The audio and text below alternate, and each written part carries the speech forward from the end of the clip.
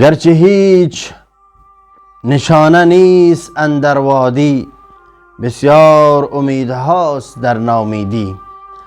مولانا صاحب میگه عزیزان گرامی، گاهی وقتا بعض بنده ها هست که امیدشان را نسبت به خودشان، نسبت به بندگیشان به پروردگار، نسبت به خاکشان، نسبت به تمام امورات امیدشان را از دست میدهند.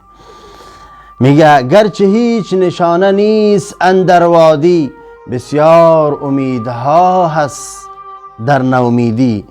در همون لحظه ای که آخرین لحظه هست انسان نو امید می شود، الله تبارک و تعالی تماما امیدهای او بنده را برآورده می کند.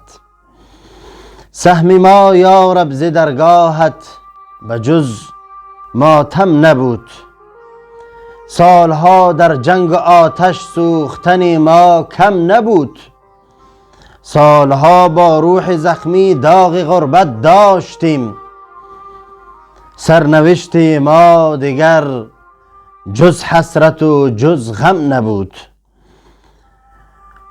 خون دل خوردیم در یاد وطن هر روز و شب، خون دل خوردیم در یاد وطن هر روز و شب. کس به زخم ناتمام ما دمی مرهم نبود.